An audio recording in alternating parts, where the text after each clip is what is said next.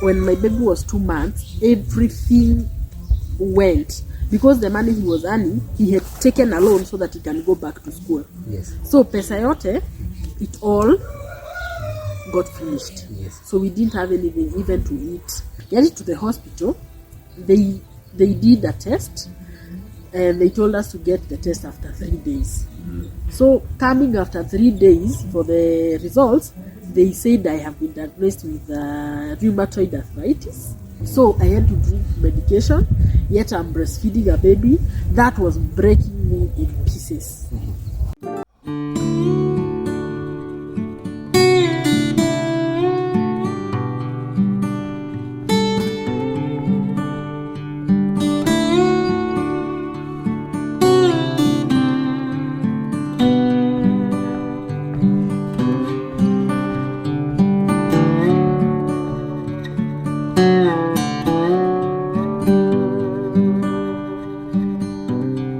Or good evening, depending on the time you'll be watching this video. Welcome back to our YouTube channel. This is Tamara's family and we are back like we never left. I hope you guys are doing amazing. So in today's video is let me call it a special video, Tamara's Extra.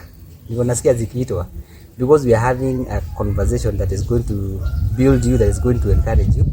Of course, in our channel we are so much excited every time we bring an inspirational story, because it's part of what we wanted to do in our channel, like to give you inspirational stories about marriages.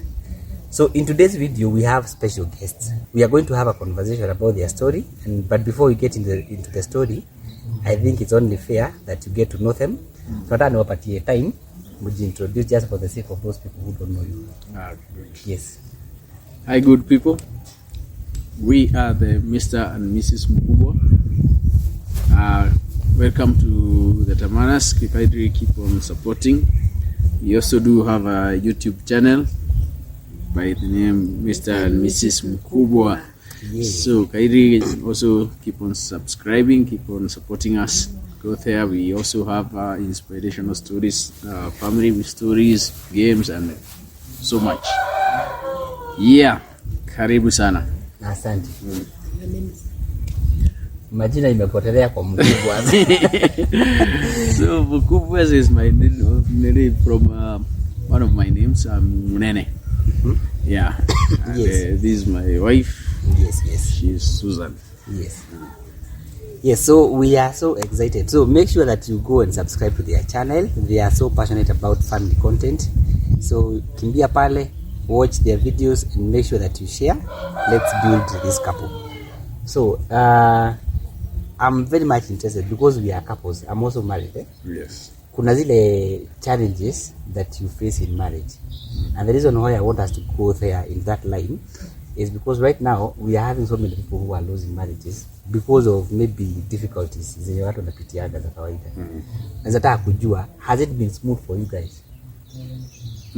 For us, I think there is no marriage. If we say that it has been smooth, Yes. we shall be lying. There are the ups and downs, but you choose to focus to look at the positive side, the ups. Yes. Yeah. So you can be able to look at your family, see what you are doing well, and see where the challenges that you are encountering. You discuss as a family. How do we go about this? How do we help each other? Yeah, different marriages have different struggles.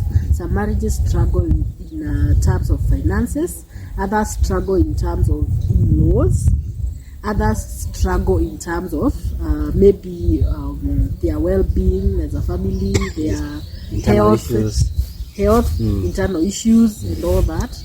So each and every family has their own ups and downs. And now familia ikisema ati we don't have any problems, tuko tu sawa, no, that one is not usually the case. Every marriage has its own ups and downs, and us, we are not left out. We have had our own ups and downs. Yeah.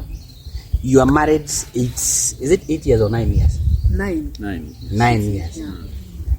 In your journey as a couple, have there been maybe one time you have felt like almost quitting? You're much. Let him be the first one to start that. It has never come to that point that you want to quit marriage, but at times you look at your wife, especially as men. You are supposed to put bread on the table. You got this girl, she was able to feed herself, or the parents were able to take care of her. Then it is reaching a point that you are even struggling to feed her. So that is one of the times that you feel, now why did I have to get into this? Yes. So, but it has never reached to that point that you want even to leave it, the marriage.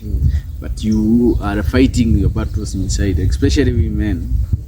We fight our battles to ourselves so much. Yes. Yeah. So that's the I haven't felt like quitting, Yes. but I have felt I think there is no way I would have been in this marriage for all those years. Na hujawahi nikasirisha to the point that I feel hapana.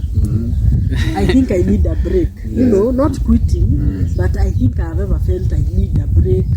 And it's normal. I think it's normal to feel like that because there is no way we have never had our own arguments.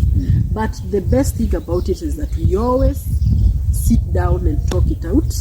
We have never gotten to the point of I want to quit. Yes. Yes. There's something that you mentioned, maybe we can expound.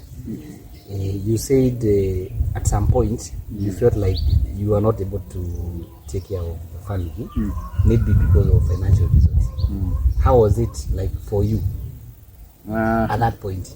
For me or For her, at that point when you feel like maybe because there are so many people who are there. Yes. Even now there's people who are struggling, and at that point as a man, if you're not able to provide, you need a very supportive wife. Yes. So how did you receive? How did you handle the pressure of he's not able to take care of you or maybe your family financially? Okay, this What was the I think experience? that time we had just been married for like a year. Then that was the time that we For like a year? 1 year. So we just came at 1 year. 1 year. When we married, Yeah. So we just came together, we stayed together, then I got pregnant very fast. Yes. Then when I got my daughter, my firstborn, when I got the baby, after like 1 month, everything went. There was no money in our accounts. Of course, I was not working. I quit my job from Nyandarua to come to Nairobi so that we can stay together and bring up the children together. Of course, I knew I would get a job, but you know, men plan are not the same as God's plan. So I didn't get the job immediately. So I was at home as a housewife, and here I have a small baby, and my wife is in. Sorry. My husband. That is nice. And my husband is in work in a private sector where he was not being paid very well. So we were really not doing so well. So at some point when my baby was 2 months, everything went. Because the money he was earning, he had taken a loan so that he can go back to school. Yes. So pesa yote, it all got finished. Yes. So we didn't have anything even to eat. I remember when we went to the bank, the home bank. We broke it. It had only shillings, one bobs. There were 30 of them. So nilizichukua just the way they are. I went to the shopkeeper, akazichukua, then she gave me some. What did I buy with it? Some sugar. Quarter kg of sugar. Because in the house there was unga ya ugali, and there was of course majani, but there is no sugar. So I knew if I buy a quarter kg of sugar, I can eat ugali with strong tea. So because of course the water is there. So I went, cooked the ugali with strong tea, I ate, but now the next day, what else? So you want to say when this is happening, you have how many months year old? 2 months old. So you are winning, not winning. I'm breastfeeding. You are breastfeeding this so baby. I'm still a new mom who is breastfeeding and needs a lot of energy. That time I don't even have anyone to take care of me at the house. By then we could not afford we could not afford the house help. Yeah. My husband was walking to work, and he was walking from Waithaka, or if people who know Waithaka, he was walking from Waithaka Kawangware all the way to Ngong Road. Yes. He was walking all that distance because we didn't have money for his fare. At least he used to eat at work. But now at home, you eat heavy lunch. So that he was eating heavy lunch at work. Yes. When they are serving you, you need us about what do you eat? Yes. Because you are not sure, even if you get something small, you want to take it to her so that at least she can take that for supper, and maybe save something for tomorrow when you are away. Yes. So it was a real struggle. You are getting home, you see the way she is struggling to breastfeed that baby, because even the breast milk is not coming. It's not coming out. The baby is crying. Yeah, At I night, even got the postpartum depression. I remember now, after like one day I've not eaten anything, I'm trying to look for something to eat. Then now the baby is trying to breastfeed at night because it's already very hungry the whole day. It has not breastfed anything.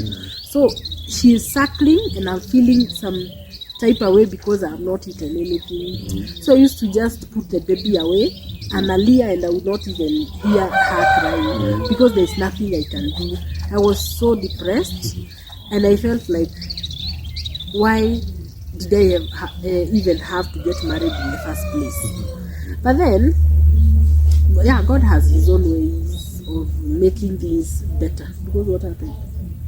So it reached a point of no return. You cannot just keep quiet and say now. So it reached a point that now I started appreciating that I must seek help.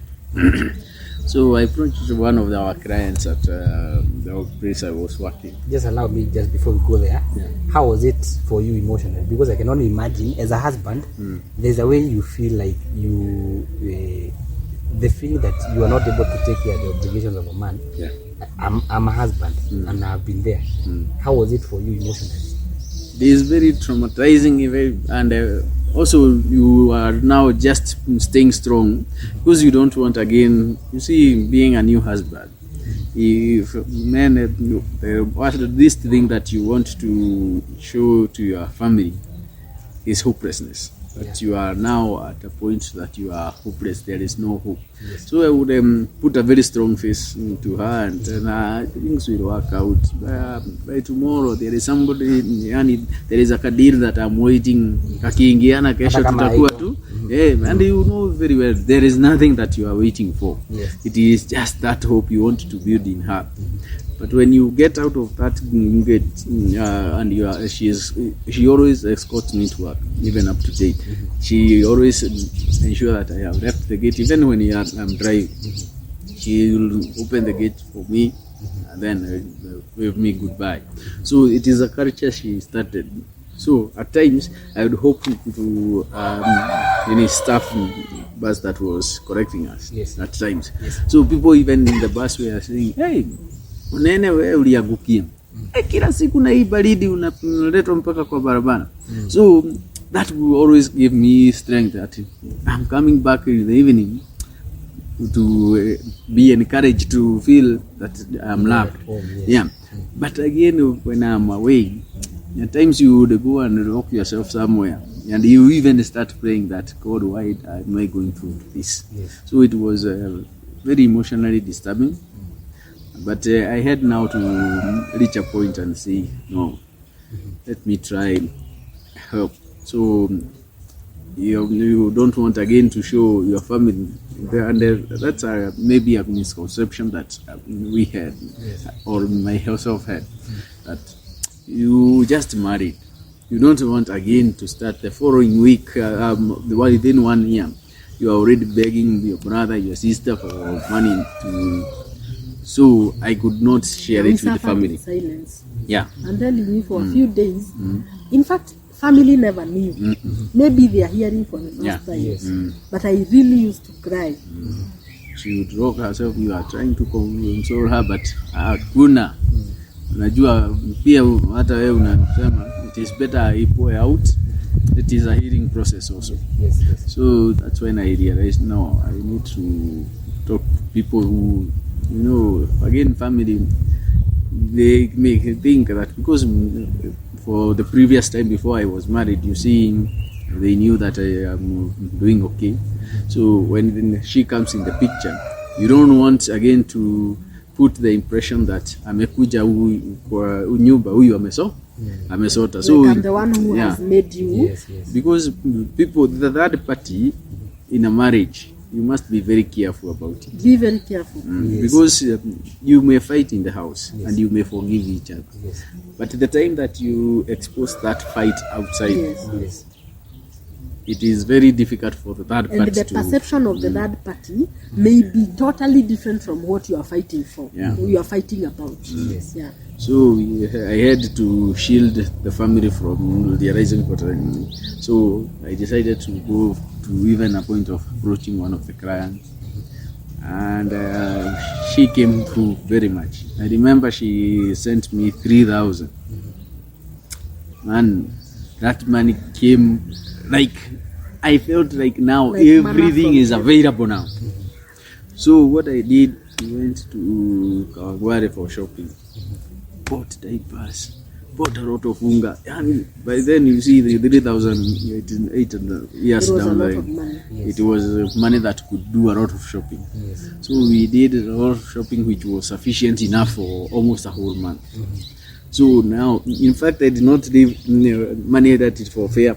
I did not change style of living at Napata Kakitu, so the following day I hope kwa matatu. No, me the same life, but for her, I know now. At least upon a food. And that became like our breakthrough, because now we were able to reach the end of the month. You see, now we have stopped sinking into easy debt dogo. Yes, yes. Because there was also, I had a problem. Yeah, and with the the lady sent you the 3,000 without asking for the a refund or Mama Hilda. yeah. God bless you. Wow. Wow. Wow. So there's something that you shared beside, behind the camera. You told me that as a result of that, there's also something that came in the picture. You became like depressed. Yes. What led to that? How was the situation? I was so depressed because you have been working, you quit a job, you came to stay in Nairobi because you want to look for another job, but before that you have to give birth. So there's a time I even held my daughter like this, and I felt that this baby is being stubborn. A baby who is only 2 months old, and you're feeling the baby is stubborn. Like when she cries, because when you breastfeed her, she is getting nothing from it. So she breastfeeds as she cries. And that cry is getting into my mind because I was so depressed. So I would just like press the baby like this and just throw her away. Put her on bed and let her cry. And it was triggered by what we were going through at that point. Yeah. So that was not the end of the. Have I answered your question? Yes, I just wanted you to flow because there's something that you shared. Yes. After that, Yes, there's thank something you. that happened. Exactly. Yes. That was not the end of our problems. Of course, the monetary Yeah, the challenges. monetary challenges zilishia hapo. From then on, I can say our God has been faithful. We didn't sleep hungry again, and of course at least we didn't lack. Yes. We were not like sonko, but we have not lacked food. Yes. So after like 4 years, after like 3 years, I started feeling some pain on my knees, my legs. Then going to the hospital, the doctors, I wouldn't carry myself. Can you remember? I wouldn't carry She myself was struggling even to walk. from during Corona time, during COVID time, I wouldn't carry myself from the house or from the bed to the car to go to hospital. My husband carried me. So getting to hospital I don't want to say which hospital. Getting to the hospital, they did a test, and they told us to get the test after 3 days. So coming after 3 days for the results, they said I have been diagnosed with rheumatoid arthritis, and I was so stressed first of all, I knew arthritis is about sijui what. Okay, people have misconceptions that arthritis is caused by cold environment. Right now I have a different perception. It's not caused by cold environment. It's caused by something else, but the cold triggers the pain. Yes. Oh, okay. It's not caused by cold environment. The cold only triggers the pain. Yes. So they gave me medication which I had to drink, and now that time I had already given birth to my second born. So I had to drink medication, yet I'm breastfeeding a baby that was breaking me in pieces. I wouldn't imagine I'm breastfeeding a baby and I'm taking some, you know, when you're having so much pain in your body, wow, watu wanapeagwa dawa, very strong medicine that has steroids.